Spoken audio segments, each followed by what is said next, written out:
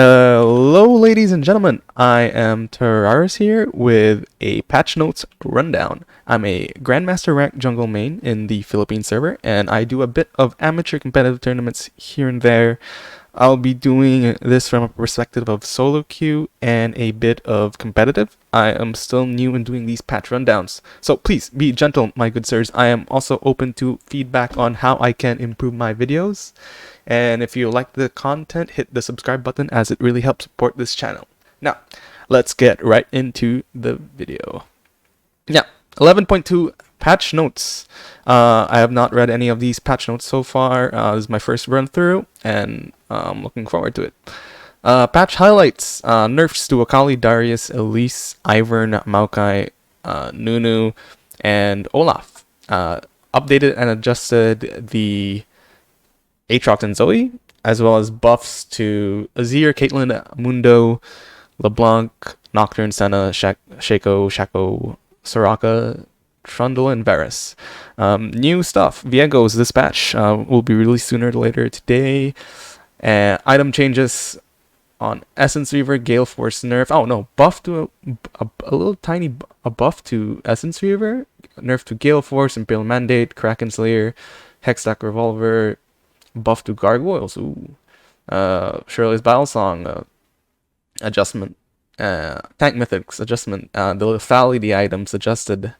And the Marksman Legendary items also adjusted. Now, champions. Viego. Probably new champion. Don't know how's he gonna fare. We'll see as throughout the patch how he interacts with everyone. I've only seen videos of this guy, so can't say much about this. And we'll see how he plays in solo queue. Akali.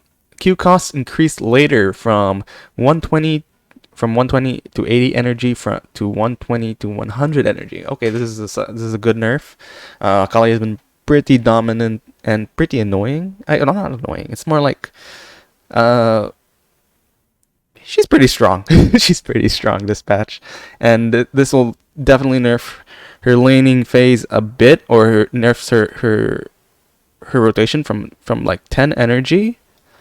Yeah, from 100 to 10 energy, and this is a skill that Akali's always max, right? So warranted nerf. Will definitely still it'll hit her for sure, the cost, but it won't, like, the reasons for picking Akali, that won't be stopped. People still pick Akali for sure. Now, Azir, Q cooldown decreased from 15 to 7 seconds to 14 to 6 seconds. So it's like 1 second less. I guess same reason as Akali change, right? It's convenient.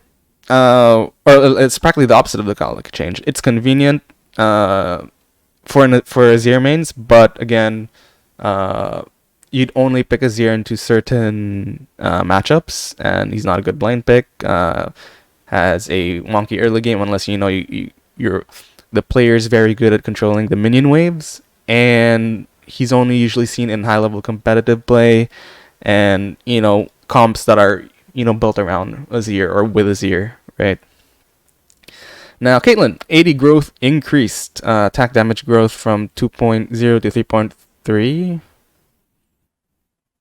I don't know if this is sizable enough. I don't play AD carry enough, but I don't think this affects that much. Again, Caitlyn, due to the items from last patch, has been like had no presence so far, because it feels like Caitlyn does nothing. Like early game, she's level 1, like 1 to 4. She's pretty oppressive because of her base auto attack range, which is the longest in the game, right?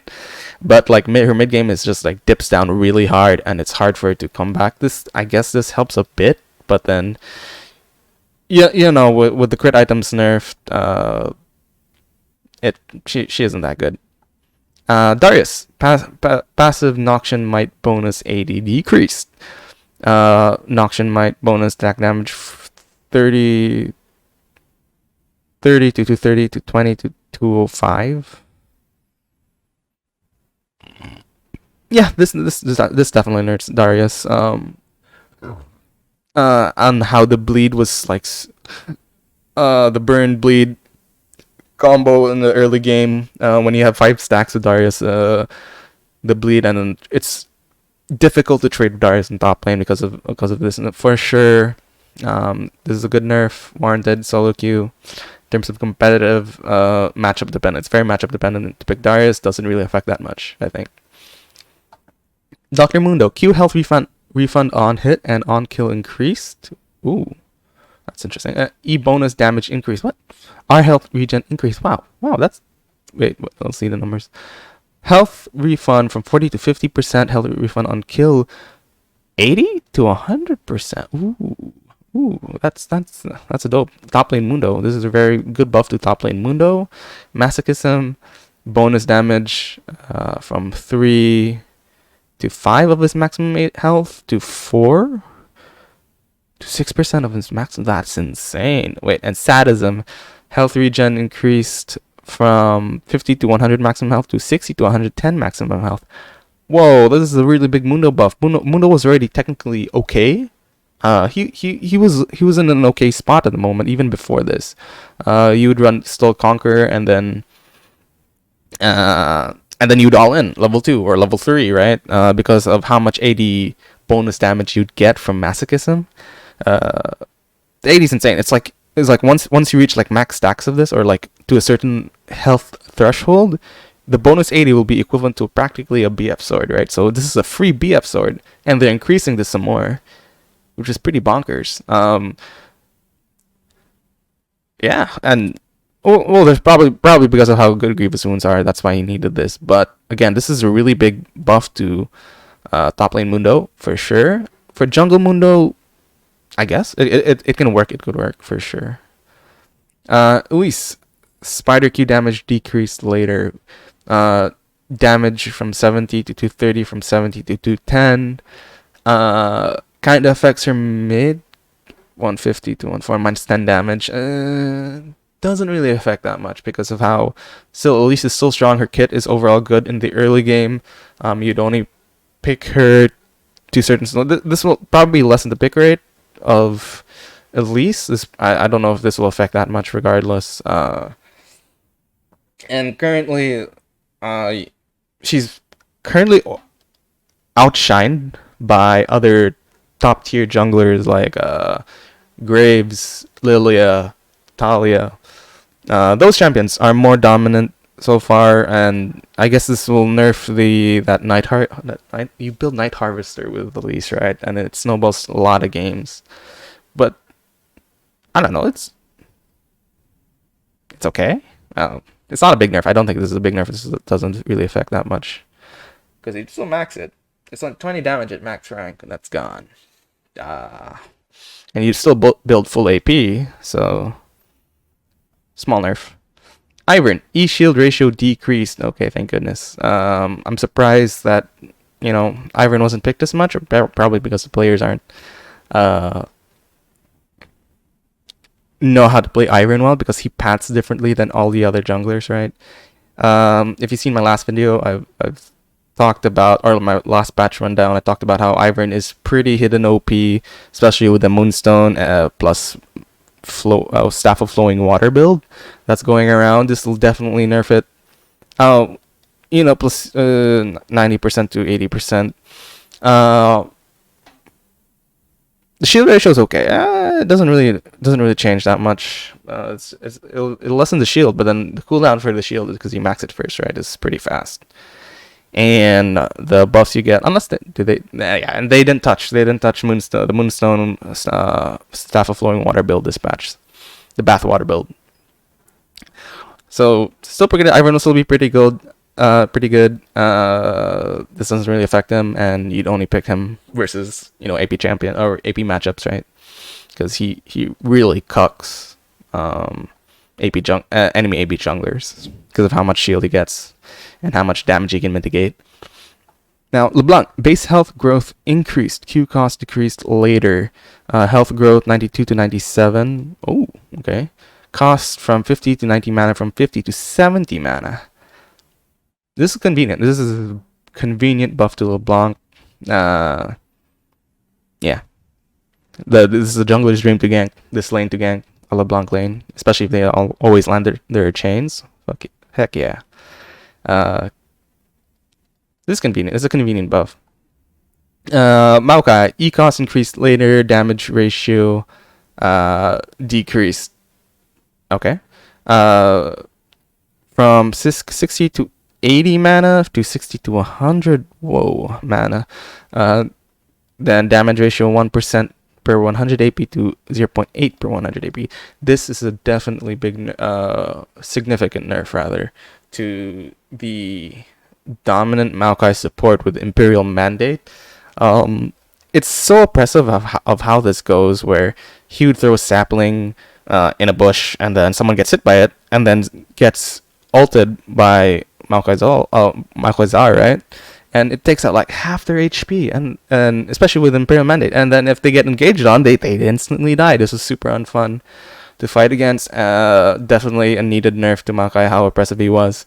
Surprised I didn't see a lot of people play this. Maokai's such a good counter versus Leona and Alistar. Or rather, a lot of engaged supports, rather. He sucks versus Enchanter support, so that's how you deal with a Maokai. Nocturne. Q and R cooldowns decrease. Ooh. Q Dustbringer 10 to 8 seconds. Ooh. Paranoia 150 to 100 seconds to 140 to 90 seconds. Oh wow. Okay, this is a very good buff for Nocturne. Are we gonna see Nocturne? Unless the matchups improve, this definitely improves his clear. How he clears through the jungle, how he can power clear it. But I don't know. His it doesn't fix his early game kind of thing. So this is good. This is still a good buff. This is still pretty big, from 10 to 8 seconds. And if you have like some CD items, this becomes like every 6 seconds, and that's pretty good. Nunu, base movement speed and health decrease. Ha! Movement speed 345 to 340, health 570 to 540. I guess this nerfs tank Nunu for sure. Nunu players will be super sad. I mean, it doesn't really affect that much, because if a Nunu player, if Nunus can actually position their snowball rolling properly, and then as a reliable engage, then by all means. But in terms of his cooldowns are still too long for him to be like top tier, but he's still viable for sure. Always good. Needed nerf, especially with how strong movement speed items are. Like especially if you go. I'm actually not sure if you go Chem Tank, but if you go Sunfire Aegis and then you go Deadman's, right? And then Force of Nature, a bunch of movement speed on the Nunu, and he's super tanky. The snowball's like super oppressive, and like ooh, they can't dodge it. Even if they flash it, it's like snowball's super big already, because it increases in size based on the speed he's going. Right? Jungle main, by the way. Aatrox. E self healing now increases during R self healing decrease. What? Okay. Doesn't Umbral Dash's self healing now increases 26, 32, 38, 44, 50% during R. Wait, what? R World Ender? What? They're buffing Aatrox? What? Self healing 50. Okay, no. Okay, they transferred the healing from his ult into his E. Okay, 50 to 75, 100% to 30, 40. Okay, yeah, this is a needed nerf, because Aatrox was super oppressive, especially with Gore Drinker. He would just ult, have a bunch of Omnivamp in his runes, Conquer on, heal as much as he wants, gets like 3-5 health bar resets every fight, because of and even if he's affected by Grievous Wounds, because of this one, Grievous Wounds never really affected him, and it was still really really stupid to see when you're fighting an enemy Aatrox and then he's not dying. Why? Needed nerf, I guess, but this is a needed nerf to the R. Don't know why they moved it to the E, just to make him a bit more viable or healing. His early game's buff though for sure. I think his laning got is yeah his early lane got buff and made can make him safely go it. But then his ult is this is a needed nerf for sure.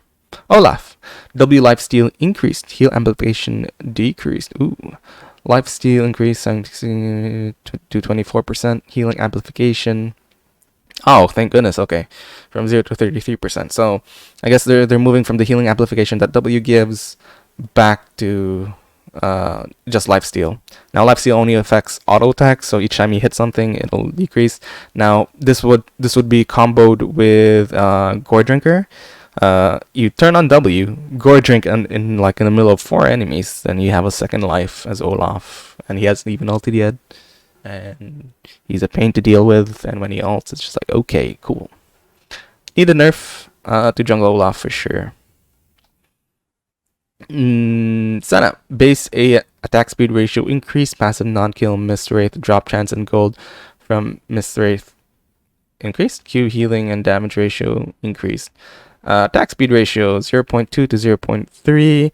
Non-kill, missed wraith, drop chance 22% to 28%. Gold from missed 3 to 8. Okay. Q piercing light, healing ratio 25 to 40%. Damage ratio 40% to 50%.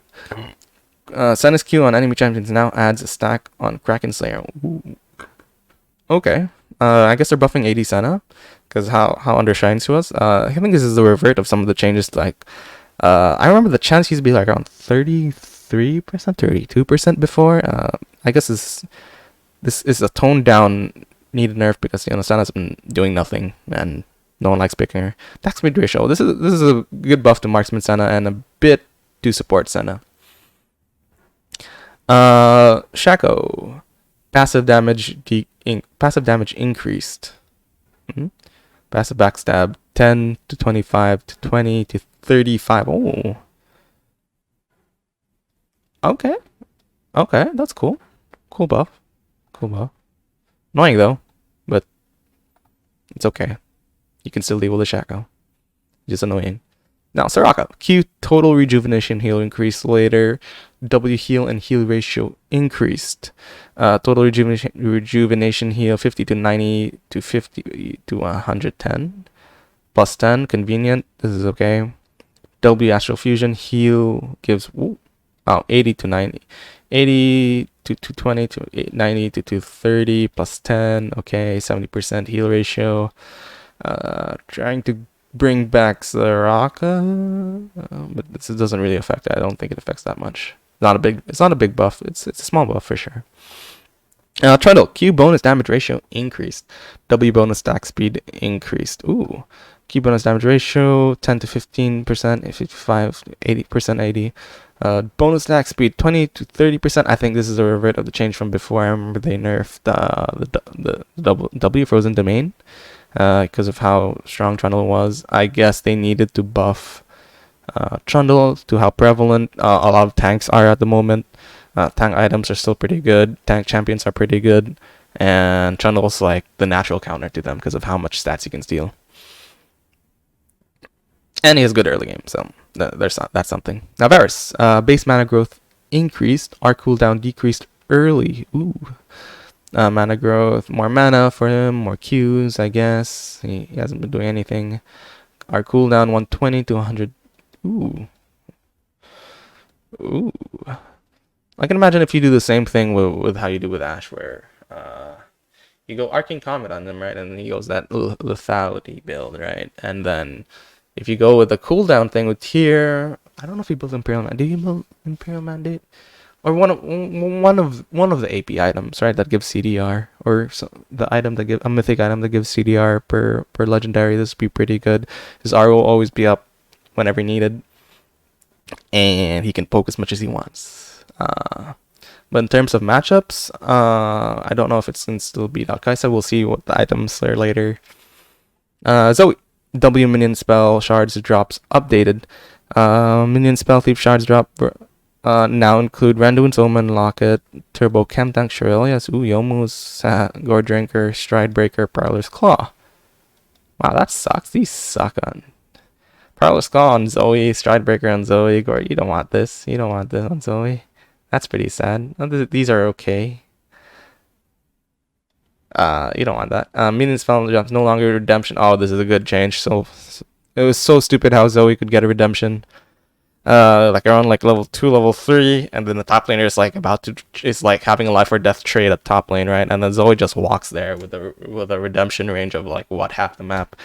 Proceeds to drop the redemption in top lane. Enemy top laner is like, wow, I lost RNG because of the bloody redemption from Zoe mid lane. This is good change. Casting Zoe's W Spell Thief with a shard of an item in her inventory no longer causes the actual item to go on cooldown. Additionally, using an item with a damaging passive right after using its shard no longer causes the second instance to deal 0 damage. Okay, cool. Essence Reaver, Spellblade mana, restore 3%. What? 3% of maximum mana to 40% of mana from damage dealt from Spellblade before damage reduction. So he does more upfront damage, I'm guessing. Yeah, this should do more damage earlier for sure. Okay, cool. Gale Force, 60 to 90%. What? 60 seconds to 90.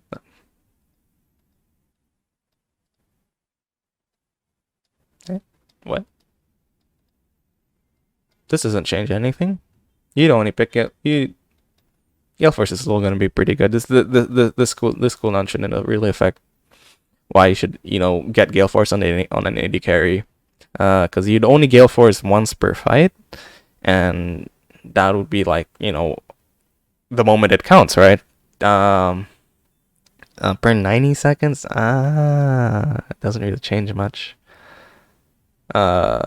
People AD carries will still pick this. Hextech Rocket Belt, supersonic movement speed 50%, from 2 seconds to 30%. Ooh, that's a big nerf. Or that's quite a nerf. I don't know if how Hextech Rocket Belt was OP, but for sure, I played a lot of Fiddle. It helped Fiddle a lot to gap close with his sphere, especially if he had his predators on cooldown, and you'd use Hextech Rocket Belt as a second option to gap close. This is okay. No, actually, it's a big nerf to Fiddle, but I don't. Who else used Rocket Belt? Silas? Evelyn?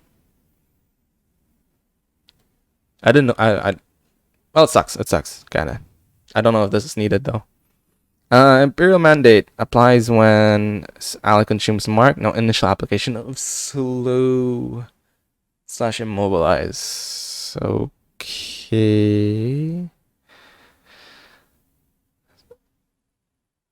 What's this? Despite a recent trip to the patch, Imperial is still a strong item for solo lane champions, and with multiple CCs are priority here to move it out of the hands of solo laners. Oh, okay, solo laners were picking this.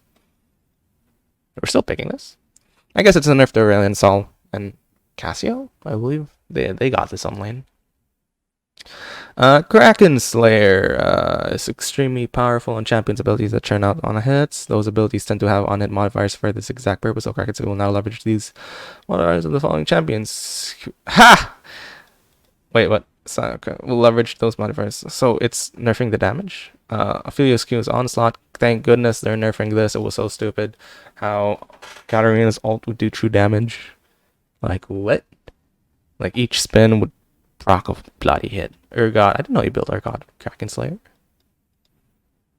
That makes sense. Kinda.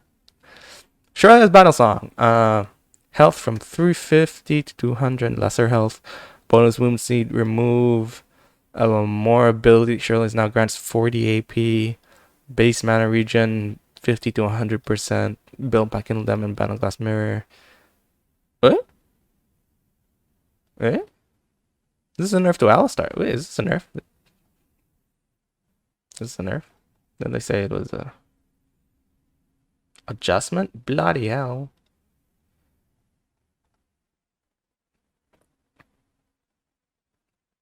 I don't know how the numbers are, but this is definitely a nerf to Alistar. Alistar was always picked Shurela's Battle Song. Made his engage even more.